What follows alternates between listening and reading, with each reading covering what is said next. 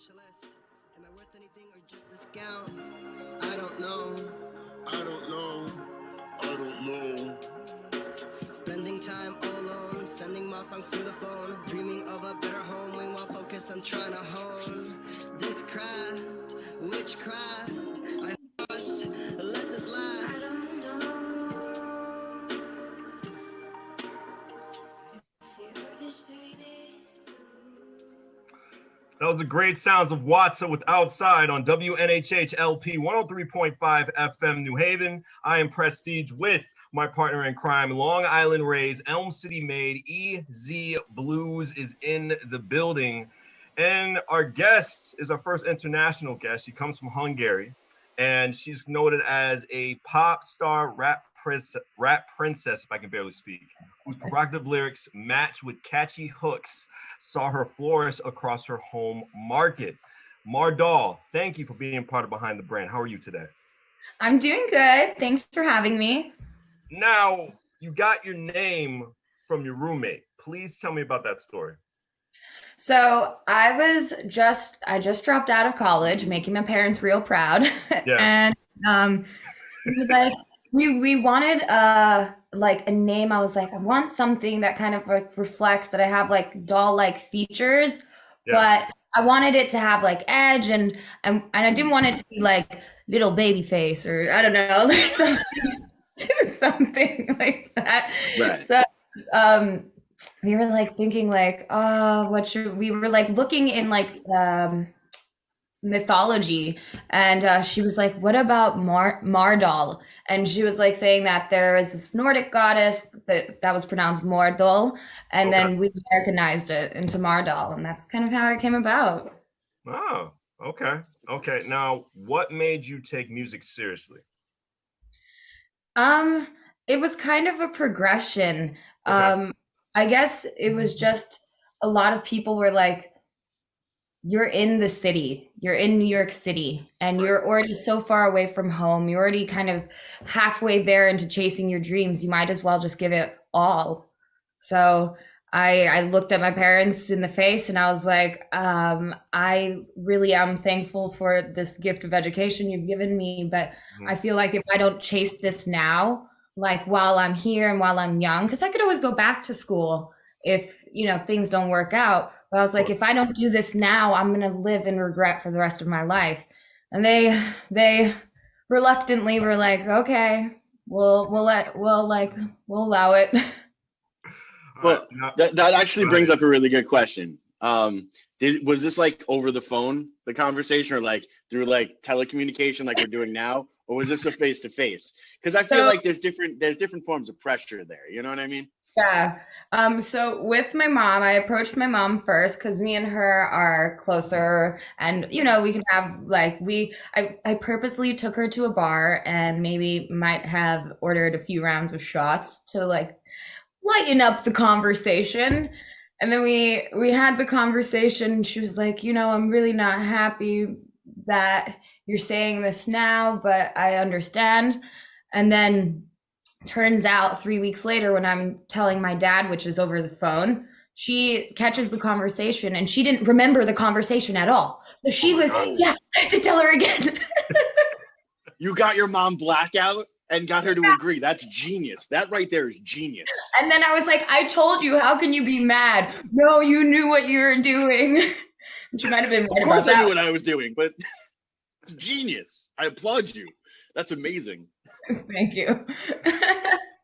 Now, if you weren't a musician, what would you be? If you graduated college, like what would the occupation be for Mardoll? I mean, you wouldn't even be Mardoll. I was in film school, so I probably would have done something like around. I really like directing, and like some of the newer music videos I've been directing myself, getting really hands-on. But if it wasn't in the performance world, I don't know. I think I'd probably be like a criminal psychologist. Wow. Oh, yeah, wow. I could see that. Looking over some of the ways that you put your phrasing together in your lyrics, you can see that there is actually a very good understanding of the psyche. So yeah, more power to you on that one. I totally see that. All right, word. Well played. Thanks. I can definitely see that too. Because your single that we're gonna play at the end of the broadcast called "Pieces of Cake," I can really see you being a criminal psychologist. There was a lot of graphic stuff in that video. I felt like I was watching American Horror Story. I saw like little scenes of how you're just going the song. It's a great song, by the way. One song I really liked, I only heard like a little bit of it before we had to go on while I was getting my iced coffee store I was telling you before, was Overwhelmed. I really liked the intro and just how you were with that beat, and I really felt a story right there. Just please tell me about the story, since I unfortunately only heard first half of the track, but I was really entertained by it. So I've been rather open with like my struggles with depression in general. Yeah. And I think as like an artist, it's not that you feel more or you have more feelings. It's just, I think they're more intense feelings. Like your spectrum is wider. So you can go back and forth and have these like really intense mood swings that also intensify your like feelings of like sadness. So for me, I just remember I like felt myself slipping into a depression when I was writing that song. And I thought music is really therapy for me. So I was just like, I didn't know if it was going to see the light of day. I just wanted to like write down my feelings and really, really just try to capture that feeling when you are getting so overwhelmed that you don't know what to do. You don't know what's up, what's down. You don't know which step to take. See, I love that, and it actually shows the depths of a true artist. Because being an artist, I feel personally that it is our job to take what's going on in the world and all the feelings that happen in the world and correlate it through this prism of our own point of view, and share that to hopefully get other people to understand that you're not alone in the way that you feel. So the fact that you have the courage to, one, identify that, and the understanding to move forward, and then you are actually using your art as that process. Because although some people will look at like Trent Reznor and be like, how can you listen to that stuff and still be okay? Because he's feeling those feelings, and he made me know that I'm not alone. And one of the biggest things when dealing with depression and mental health is that feeling of isolation. So, it is, I don't know if you've ever seen the movie High Fidelity or read the books, but there's that line in there, was I depressed because I listened to pop music, or did I listen to pop music because I was depressed? And it really, that resonates so deeply. And I love the fact that still resonates today with today's artists. So thank you for that. Mardoll, have you ever songwrite for anyone else besides yourself? I did I recently just recorded a song. Well, I'm like featured on it, but I also wrote the other parts. So I've done like a few little things like that. And I think the problem with me sometimes writing for other people is I really do think I have a pretty distinctive voice in the way I, write my songs. It's very kind of story driven. So it's hard to really write for someone without a lot of me coming through. I understand. Now, what came first for you? Was it singing or was it rapping? So I grew up doing musical theater, but that was like Broadway, like kind of stuff. But I think when it came to actually like writing music and like me as like a project of my own, it was poetry that I was doing first. And then when I moved to New York, it kind of was like I was getting into spoken word, being in college. I was like, oh yeah. And then that just, exactly. It just snaps. And then that really translated into writing rap. Gotcha. Now, where in New York did you go to college? Pace University. I was in the film and television program. Okay. Awesome. Now, Hungary is home, not New York?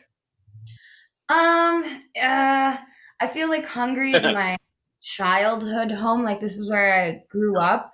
But New York, like I was 17 when I moved there, and it was such a culture shock, even though I have an American father and I went to like an American international school. Gotcha. I was farthest thing from American when I got there. And my whole life growing up here, I thought, oh, I'm like so different than all the Hungarians, but I'm like so American. And I was kind of like shocked when I moved to New York. I was like, who am I? Like, what is this? But New York is where I really just came into my own. And, I had to fall on my face a few times, but I picked myself up, and it was the first time picking myself up, just like me, and my mom's not there to help. I don't have my older brother. Like, it's just me, myself, and I. So that really became my home, because I found my tribe. I found my purpose in life here. You really found your true independence. That's the best way to say it. Awesome. That's awesome. Now, you've done a lot when it comes going back to your home country. Now, you're talking about reality shows, open up for different artists. Now, what led to that? Did you get some opportunity in New York, and did that lead to your home country? Please tell me about that transition. So, I was in acting school, and then like reality TV came about because they knew I like had kind of like a pretty interesting like backstory. They were familiar because my mom used to run a TV company in Hungary, and then she like sold it. And then what happened is they just thought, so our lives were kind of always in, like growing up, they were kind of always in the public eye. And then they knew we had like an interesting story. They knew I was going to acting school. So they called us into a show, which led to more other TV work, like covering festivals, because I'm bilingual. So I could talk to like the foreign people there and the Hungarian people. And then that just led into, I guess, my name being thrown into the bucket when Nicki Minaj was coming to perform, because they wanted someone who was a female who was rapping and spoke English. So there's not too many people here like that. Well, it's really interesting. That's all right. Well, it's really interesting because the most individual part of your story, and what I really want people to understand is you grew up feeling different. Yeah. And then you moved to where you thought you were going to find and you were going to fit in perfectly fine, to realize you were again moving different, and you were different. And from there, you had to find your tribe, and all of that speaks to this incredible story and the fact that you are bilingual. So, when you have this opportunity, and it's like, hey, we need a powerful female with a strong presence who also does music in English, so that opportunity goes through. But it's you making the most of that opportunity. That is what gets us here. It's that which actually defines you as the artist themselves. Because I know a bunch of different artists that have had incredible opportunities, and they still are serving Prestige his coffee at Dunkin' Donuts, while he's waiting online in a snowstorm. But here you are, you had to, change over your laptop because you were in the process of recording before you even got here. So, I really want to talk more about how this has become your lifestyle, because I think that's what a lot of artists forget is you're not punching a clock. This is who you have to be every second of every day. And you have to get comfortable with that. So it's due to you having to figure out your own space, both in your home country as you were growing up, and then when you moved to the new home country, that really gave you that opportunity to understand that this isn't an act. Mardoll is who you are. Yeah. And I really want to touch a little bit more into that itself, if that's cool. I mean, it's definitely, so basically what I was feeling, that like trying to find my tribe, it's because I'm what they call, it's like a third culture kid. So like a lot of the military kids who have to travel a lot, or kids like with my background whose parents are like from everywhere. They're both mutts. Like my mom's Hungarian Brazilian, and my dad's like American. So, but I was born in Vienna. So, my identity didn't come from, I'm from this place, I'm from this hometown, these are my friends, because it was constantly changing. And it was constantly also, when I'm going back and forth, or even switching languages. I'm a little bit shifting also in like my personality. I have to sometimes, because just there's certain language things that you can't express in the same way, which is why I do my music in English, because I feel I express a lot more.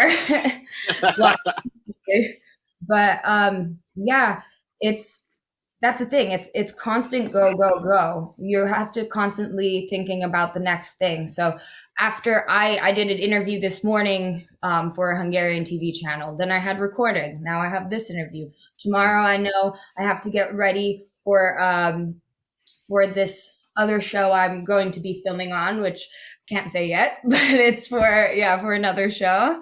And then next week I'm going to Turkey because I have these photo shoots there. So it's this constant thing. And in the meantime, I have to be thinking about, okay, we're going to be doing this music video. We're going to be, I have to set up that. I have to contact then the people who will help me like set up this circus tent, and always constantly like you're juggling all the time. Okay. Now I have to know, where is the video with the circus tent and can I be in it? That's like, I'm Carney. Like I'm so part Carney. It's amazing. Like I'm about to start a clothing line that says Carney AF. Part Carney? Because I'm related. I am part Carney. People. Yeah, no, I'm part Carney. Like hardcore. My hustle is the Carney hustle all day long. You know, in fact, if you can get these circles to match up, you'll win one of these prizes. It's just going to cost you about $400. Well, you can be in the music video if you can make it to Kisvárda, Hungary, because there's like this film studio that I can kind of use to my disposal. And yeah, they have this big circus tent. So I have this whole crazy idea about wow. Dude, like I'm going to blame me not being there on COVID. That's what I'm going to do. I'm going to blame me not being there on COVID. All right. We'll photo edit you in. Awesome. Now, with that atmosphere that Easy Bluez is saying, is it just like that in the Sigit Festival that you were a part of? So Sigit, there's 3 big festivals. They're run it's 3 main festivals here. Sigit is it's the biggest one in Hungary for sure. They do have they have different parts. So there's like one part that is like really like techno, like just like crazy laser stuff. There's one part that's like country chill music, and it's on an actual island between the river, between these 2 bridges. So they shut down basically half of the whole island, and it becomes well, have you guys ever been to EDC? You know how EDC becomes a city like within itself? Yes. So that's what Sigit's like, and it's like magical. So you have one where there's techno, and you said one country. Is there another genre of music, or it just blends with those? There's all different genres. They're all like these tents, and it's like you're walking through. There's like a whole walking trip, and you're going through like lights, and then it changes into this vibe. There's like everything. You guys should. I feel like penguins need to be there.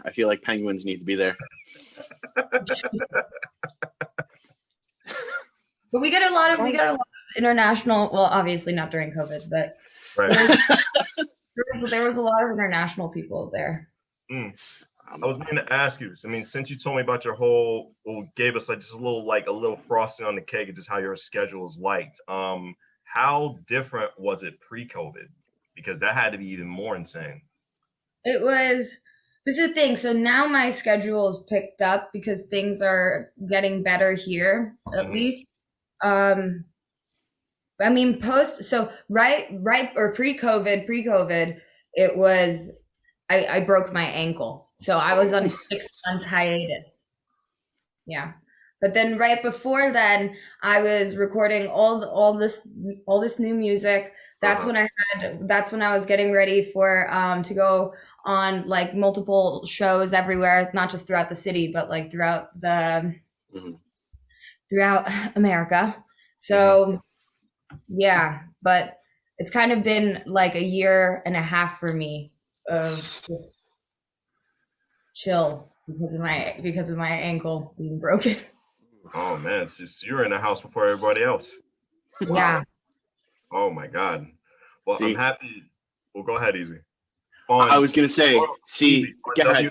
WNHLP 103.5 FM New Haven, myself, Prestige, and my partner in crime, Easy Bluez. We have international star Mardoll in the building with us. Go right ahead with your question, Easy. Sorry about that. What I was gonna say was she was quarantining before it was cool to quarantine, okay? Because she's a star, and that's what they do, okay? Trendsetter. Trendsetter. Exactly. I made it look cool. Exactly. See, that's great. See, you made it look cool. Prestige and I, we made it look accessible. There you go. I'm with that. Like anyone can do it. Look at these two knuckleheads. What is the best thing you learned just about your whole process of your musical career, Mardoll? What are the best advice that you have learned? Like as in like life lesson for like someone like for me, or like in the actual process of making music? You know what? Since you put it that way, Both. Both? Okay. So the lesson I've learned is not to take things personal. And it's really hard when you put so much work, so much time, and you know, and someone's like, nah, don't like it. Oh, I didn't watch it. Like, you know, they kind of like poo-poo it, and then and you're just like, wow, okay, rip my soul out, rip my heart out, spit on it, set it on fire. Thank you. And like, you know, so you just have to. Oh no, you get that? Yeah. Oh my goodness. So, I totally get that. Like, oh, it's the worst. We had a review for a track, and they're like, oh, everything's great, but you know, the vocals could have changed up here, here, and here. And I was like, I was telling the story. You didn't get the story? Yeah. You're supposed to pay attention to the story. Forget what I sound like. Listen. And then, you know, I took it all personally, and then I wrote another song that I jump all over the place melodically, and I'm like, ha, got you. You know, but that's what makes us better artists, you know? Yeah. And and now, what was the best advice? Or that it's just developing that best or that thick skin. But what were you saying? Because it cut out real quick. No, the second part of that. Go ahead, Prestige. I think it was one that was personally for you for the advice, and the other one was overall. Oh, overall. Oh well. Oh, yeah, right. In the process. Well, not when it's not to get frustrated and in your head. Like if you're not feeling it, step away, take a breath, and come back and revisit the process of writing. And you know, I think as artists, it's really important to like feel relaxed and not feel like it's work, even though it is work, but not to be like, oh, it sounds so bad, and then just like go crazy and overthink it in your head. Sometimes you just gotta step away, you know, do something else for a little bit, and then come back, revisit it. How difficult? Matter of fact, I'm just gonna space out with this question. This next question I'm gonna give you. How different are the audiences between Hungarian and the United States? Is there a certain way you have to deliver your performances when it comes in between the two? I'm usually told to put on more clothes when I'm here in Hungary. Just in general. I mean, it's more of a conservative country. So very, and yeah, like with the dancing, they tell me like, okay, tone it down. Like, and you know, I'll be performing in a club. So wow. Sometimes that's confusing because it's like, I thought this is an adult establishment anyway, you know? But yeah. And I guess people here, they're a little bit more taken, like they're muted with how they respond. Like they're not going to be yelling or singing along really with you. Unless they're like super, super, super big fans. Yeah, but and in America, they're a lot more like they'll dance with you, they'll like start singing with you. They're a lot more energetic, and I feel like in general, like people they wanna see you have fun, and then they'll have fun with you. Right.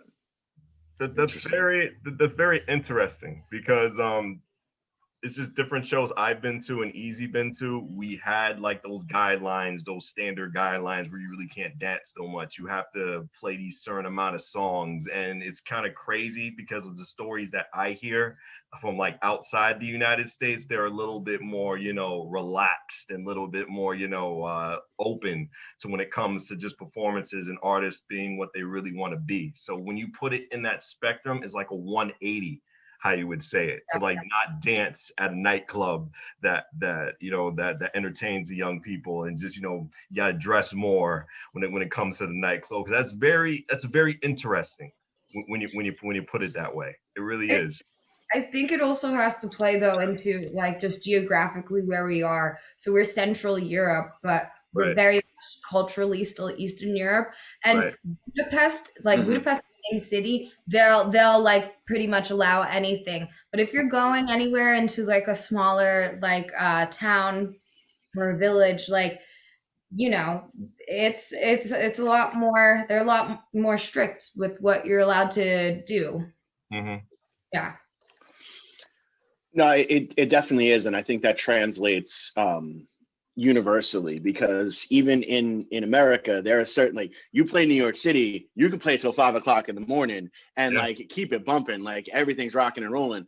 But like, say you play Kansas, and they have blue laws, and you've got to be wrapped by 11 o'clock. And then there is no after party, there is no anything on that type of aspect. I've been told I can't say this, I can't technically look like this. That's usually when I start to say that more and look like that more, but that's because I have a problem.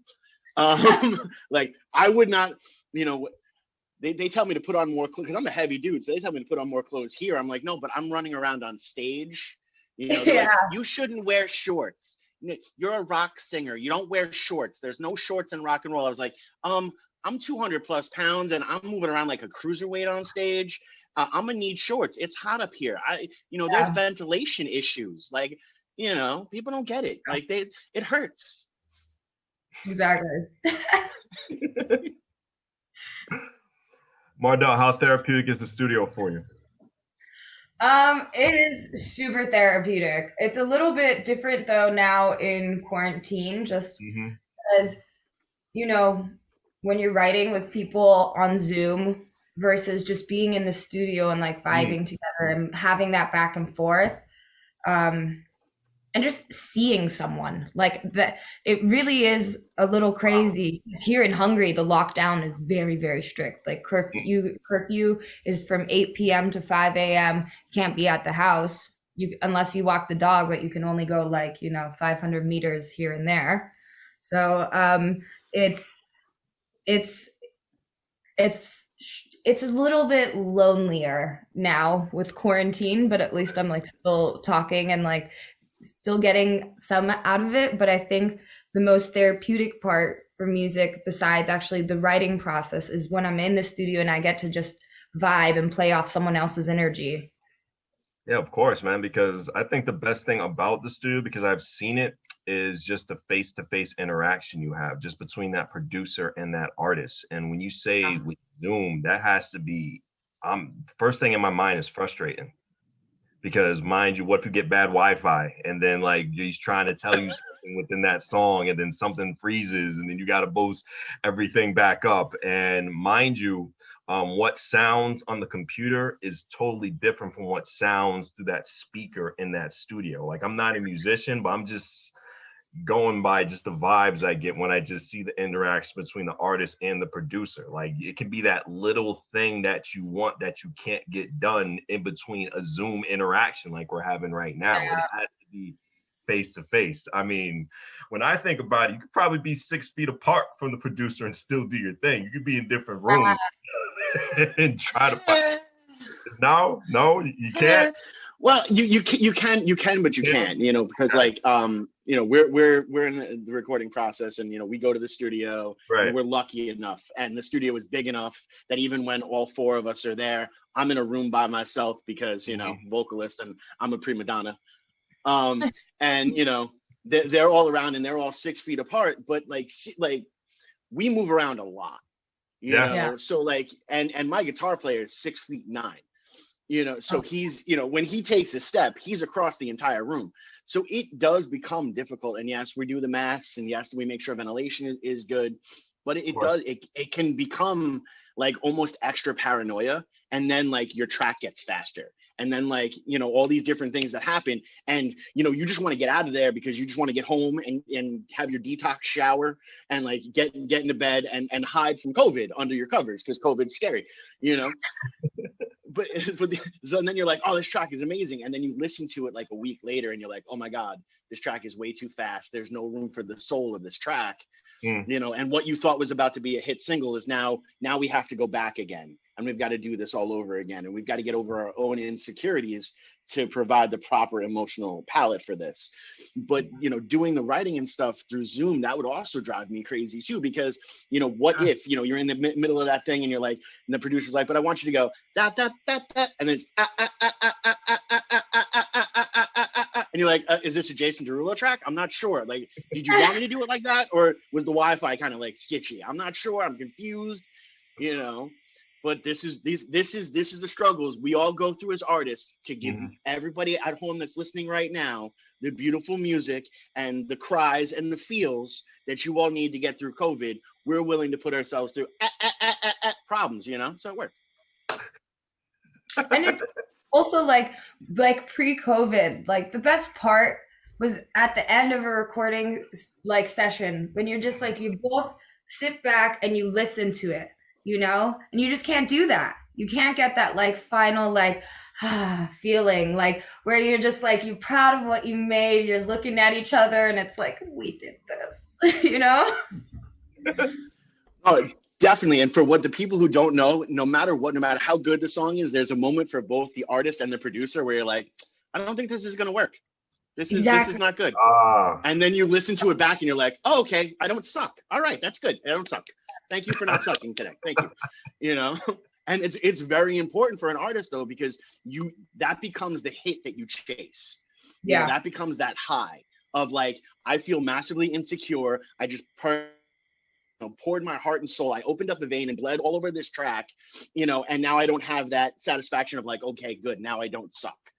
You know, and it's maddening. So I can only imagine what it's like, you know. Luckily for me, I create with 3 other people, so I'm gonna have that no matter what. You're creating with just a producer. That's gotta be insane. And I my heart like absolutely goes out to you, and like stay in the fight because you're creating good art. How hard do you feel you have to fight for since you're a female in music? Well, especially here, it's an absolute boys club. But, you know, I'm lucky enough where I have such strong female figures in my life, especially my mom. Like, she had a similar issue, just hers was in the business world. But, you know, she always told me, it's like, don't let them say that you can't play, that you can't be just as strong. And I always think it's like, okay, if they're not willing to open the door, I'm gonna kick it down, and I'm gonna be there. Definitely, absolutely with that.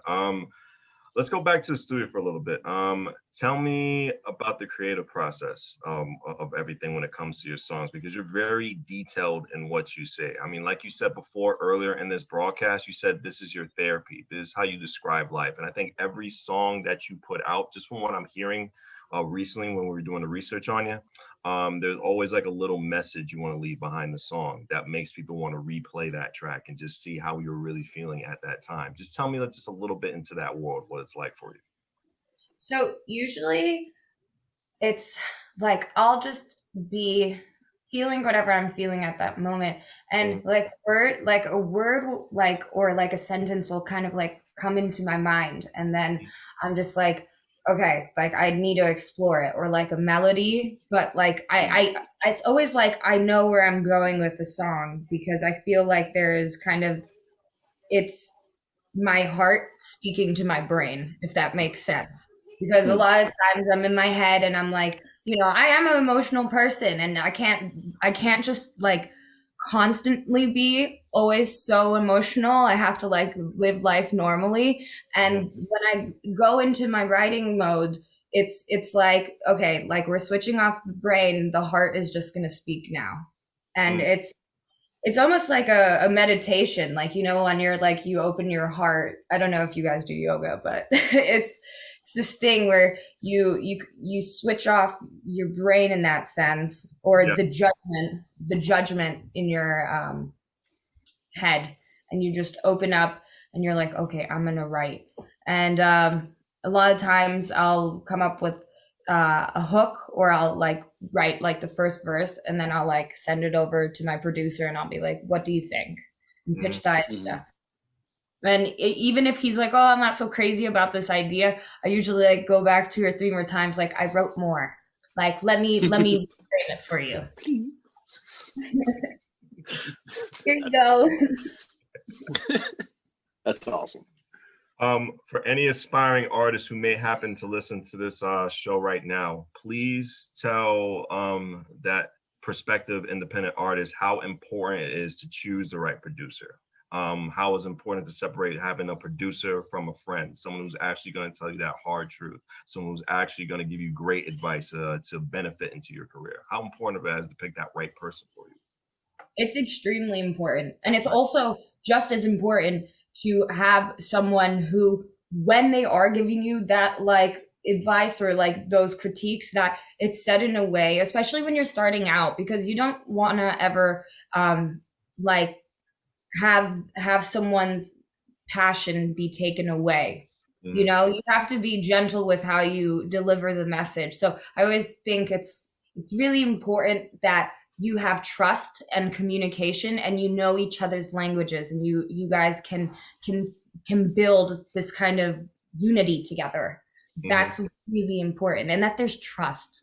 That you trust, you can be like, I wrote this song, it is the best song in the world, you don't know what you're talking about. But if you're saying it, fine. I'll look at it tomorrow with fresh eyes, and I'll trust what you're saying, and I'll try again. That's what's up. That's definitely what's up.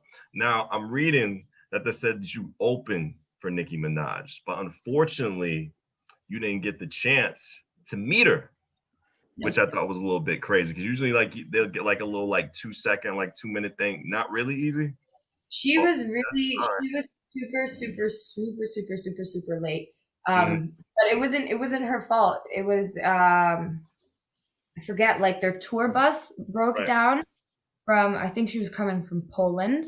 Mm-hmm. And it was like the whole thing was, I felt really bad, because it was, I know that there was a lot of chaos. Like there was the switching, because I know she was supposed to be with Future, and then it was changed to Juice WRLD. Mm-hmm. And there was a lot of miscommunication with like the actual venues, like the Hungarian stadium even as well, because they were having problems. She was supposed to come out in this like giant unicorn thing, like rolling out on it, and there was a lot of technical problems.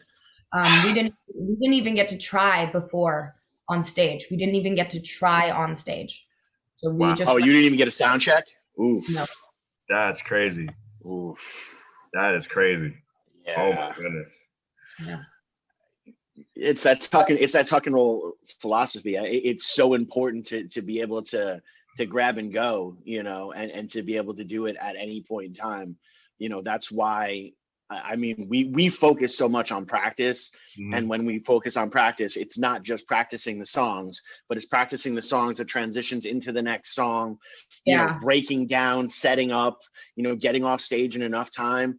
Because like for a band, say we're given 45 minutes, you know, but you also have 5 minutes setup and 5-minute breakdown.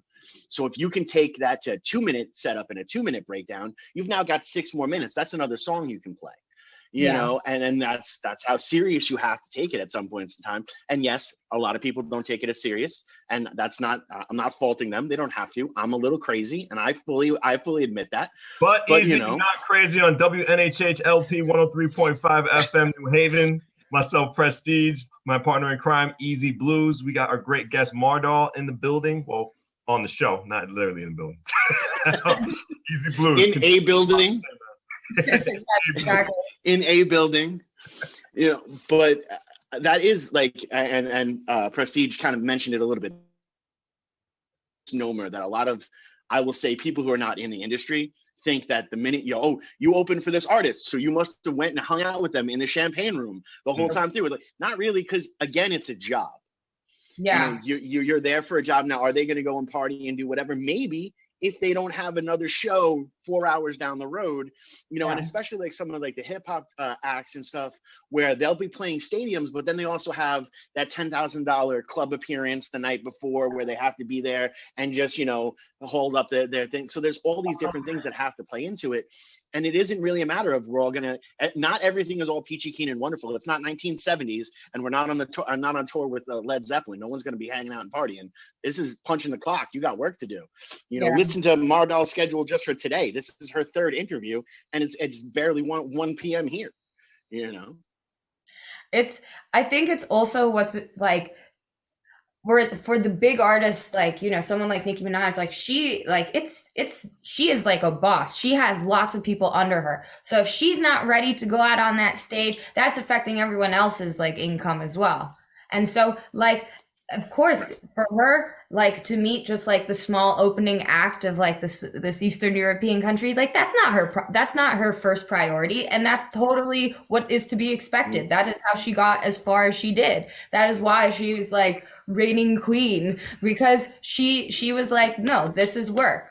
It's not about like, you know, oh, let's play. Like it would be beautiful if that was the world, but no, it's not the world. This is a job. This definitely is a job, and you're really serious about your craft.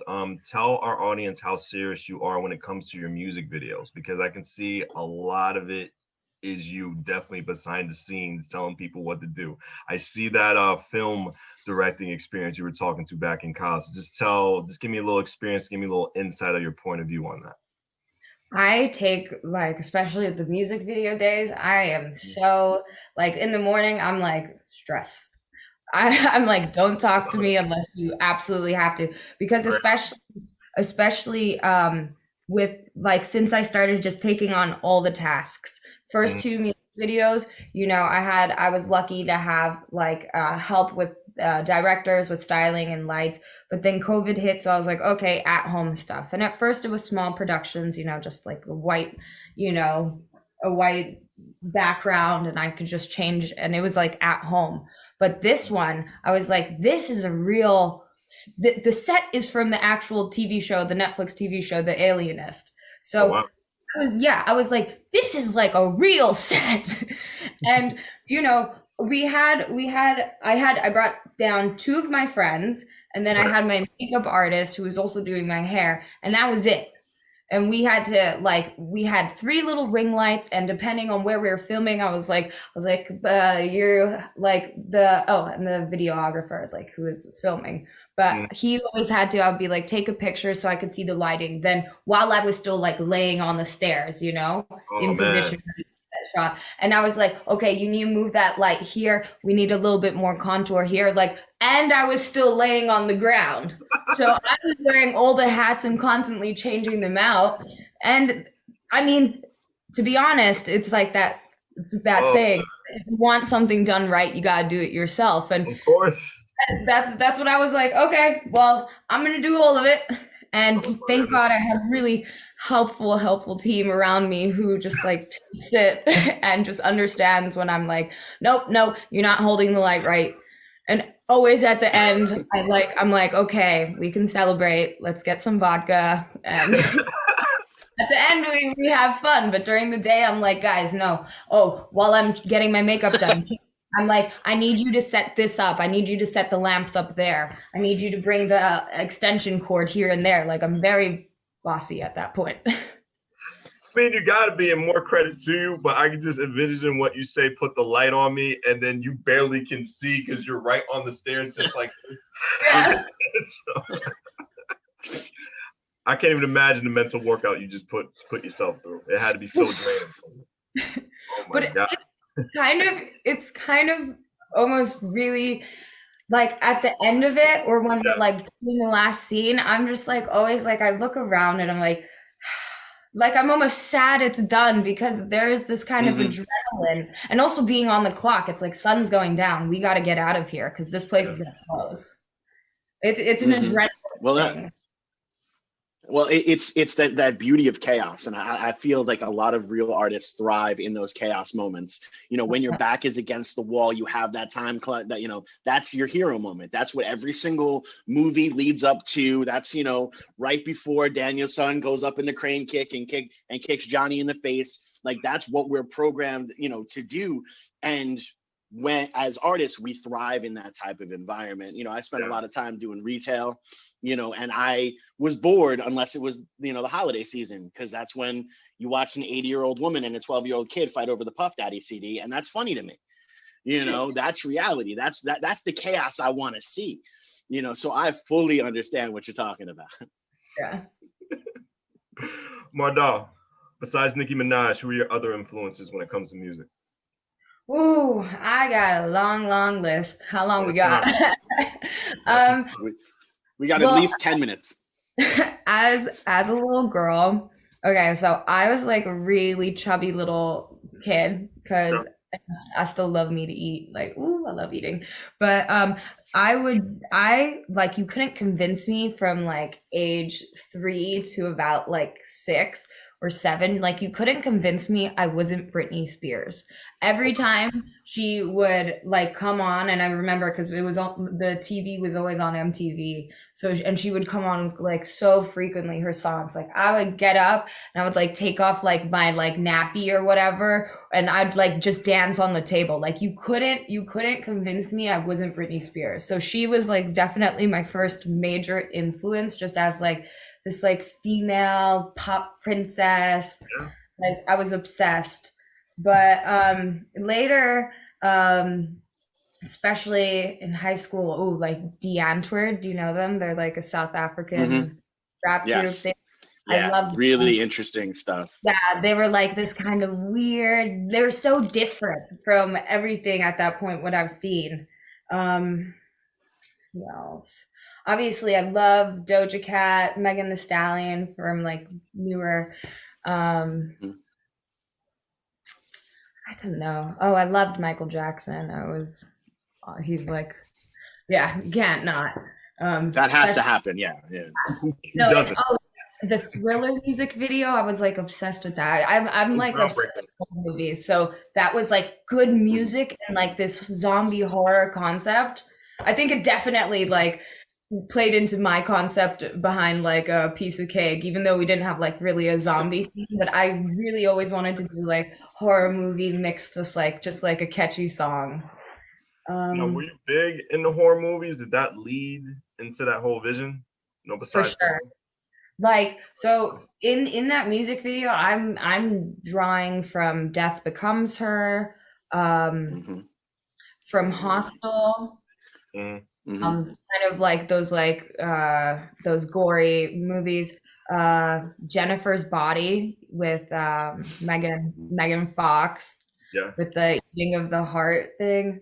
And horror video games too. Like the whole mask idea came from, there's a horror video game called Hello Puppet. And it's like sentient puppets that like attach to humans and like use the humans to like, it's weird, but that's where that came from.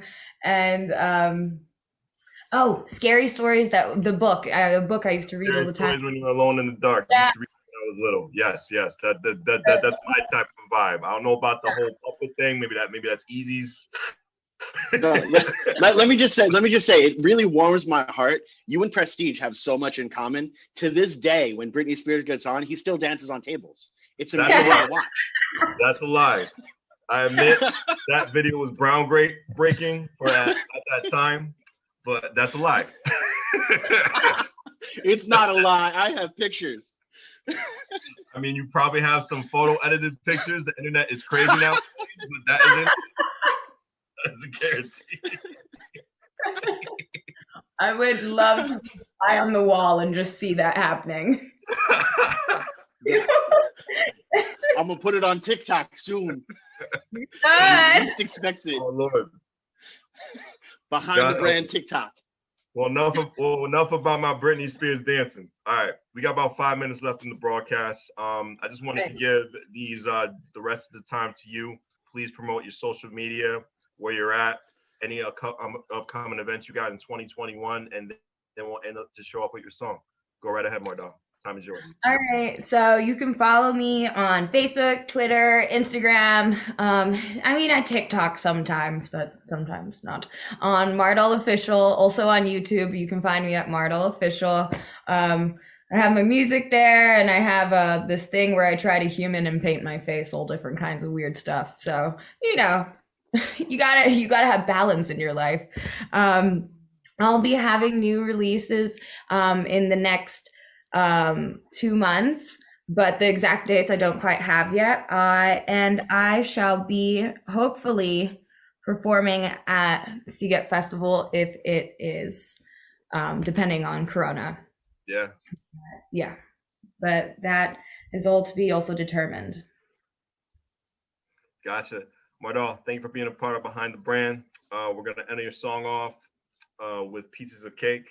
Please tell our audience a little bit what that's about before we play it. So I wrote it during COVID when you're really getting like sick of the situation. That's when I started writing that. And I realized like I wrote it almost for myself. I didn't think it was going to see the day of light. I didn't think it was going to be a production, but it's basically, just telling myself, it's like, if you can't change the situation you're in, you can change your perspective on how you view that. And that's what makes the situation easy, is if you can't change the situation, change your perspective on that situation that you're in. And the music video is just me living out my little horror movie director fantasy for a music video.